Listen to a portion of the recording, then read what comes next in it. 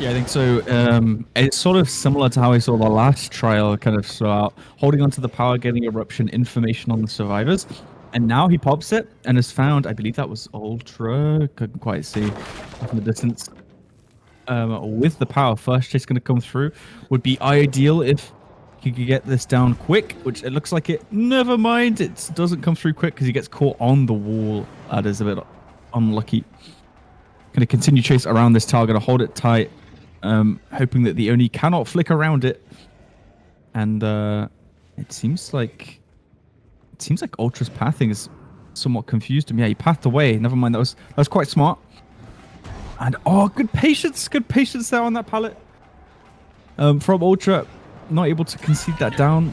And yeah, isn't able to actually... being chased off, so our killer even needs to change the strategy now, can no longer enforce the tunnel out, instead basically bending to the will of the survivors. And Zach, that is really the worst thing that can happen when the killer can no longer decide what's happening in the trial, and Cheese is absolutely choosing.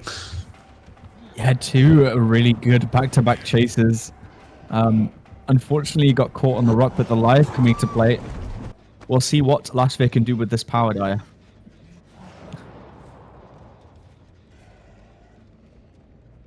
Yeah, it's almost like feeling like the last chance, we could say, right? Either this power is going to down quite a few survivors. That's a very nice start right here onto Cheese. We have the scratch marks around as well, but we need a little bit more in order to bring this back here for Team Loyalty, because so far that doesn't look like a confident Oni performance at all. Nice attempt here. Abby taking the responsibility and bringing it back.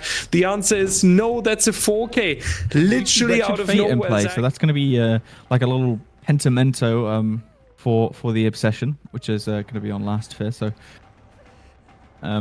Chase going to be around. Actually, pauses there for the fake, but is Ray going to make it anywhere? No. Going to stop running after realizing nowhere to go. Important Chase has the responsibility to delay the elimination as long as possible, has to make sure to stay alive for the team. And is he going to be able to catch Ray? Looks like he has this window. One gen does pop.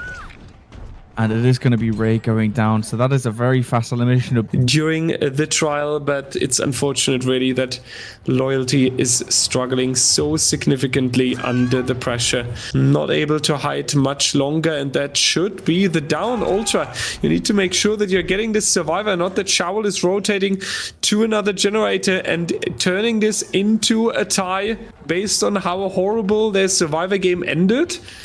And it feels even more horrible for Loyalty that they weren't able to make this happen. Onto the first survivor and into the first chase as quick as possible.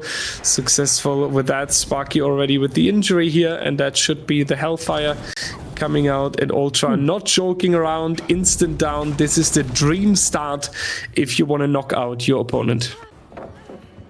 And holds on to that second dash, knowing that probably isn't going to reach it, but has this little pallet gym here. And yeah, nice zoning using the pounce attack there, and it's going to lead to Sparky going down. Goes back to Race Slug, thinking there's going to be a pickup, and it looks like there is. Are they going to get it? That's a really nice read from Ultra.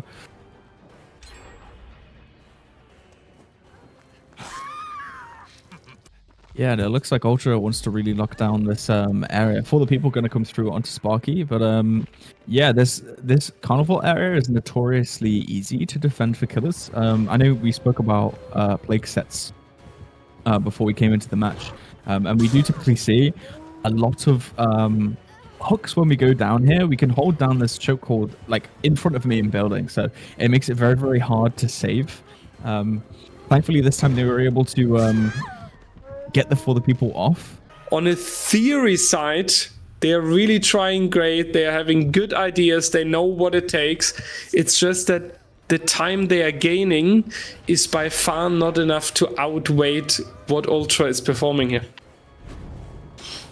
Yeah, exactly. And again, like we're seeing strong killer performances make the difference in these sets. Ray's working on that gen off in the distance, and yeah, this is the one that Ultra knows about. I really think that maybe you should try a different gen a little bit. because Ultra knows that that is the one that they're probably most likely to try and do. But with 2 survivors alive, both injured, there's really not much I think Loyalty can do in this situation. So I think we're looking at a very impressive 4K3. At least what I remember, and I'm the archive grandpa of DBDL. Ray here doing a little bit of a flashlight celebration, trying to tell Ultra, come up, we're going to do a 1v1 leaderboard chase that we're gonna time afterwards on the ladder, but yeah, maybe you shouldn't click your flashlight if you're going to Wency and Ultra himself. Shout out to Wency here, one of our DBDLeague artists, responsible for some of the renders of the killers and maps that you're seeing on the screen during the streams. Ducky taking the first injury here, and the win condition is very clear. 3 generators must be repaired for Team Misery here in order to take the 2-0 in this best of 3 and staying in the tournament. And I feel like, Zach, even though it's the Dark Lord and not the weakest killer, this is a win condition that you can really feel comfortable with. Looks like Ducky has been found on the near for the progression of that first elimination, and taking chase into this 4 lane here. Nice little greed there. Good pathing from Ducky to deny the Hellfire. And we'll have to see. Time is of the essence for Lassa. He needs this elimination quickly if he wants any chance of trying to match this win condition. Gonna miss the swing at the window, and that is 1 gen gone. Getting closer and closer. This chase, you would probably think it's taking a bit too long, and really nice pathing from Ducky there, predicting he was going to the window. The time is ticking really for Lastfear here to get this pressure built on the survivors. That's 2 gens gone, and we have a 3rd one really close. So Misery already really close to closing this one out there. Yeah, this is not the situation you want to be in on the killer side. I don't even necessarily feel like that our killer made a lot of mistakes. It's just that the survivor side of Team Misery is too strong here. The elimination is coming out on an respectable quick amount of time, and that is now Misery with the 2-0 in this best of 3, knocking out Loyalty. We are saying goodbye to them. I'm now playing 3v1 scenario with 2 gens remaining, so this is all kind of well. This strategy just doesn't work if the win condition is so high. I feel like we needed something more risky, more pressuring, more wild. Yeah, I don't think anyone's arguing the fact that it's such a difficult win condition, right? But you just have to play the best you can. And Lastfear's, you know, he's a great killer player, and he's able to get these good results. And we've seen so many strong results today, I have to say. A lot of unexpected, really decisive results. Getting onto the generator, making sure that we have a little bit of a regression here.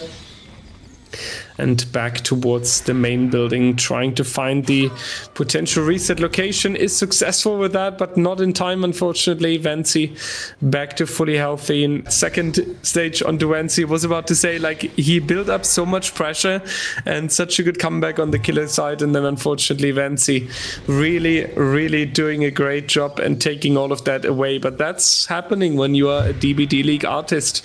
Then you are an absolute giga chat in game as well. That we're seeing 2 survivors walking out of the door here. Ultra might try make it back towards the shack, but it's not going to be enough time to go for the hatch here.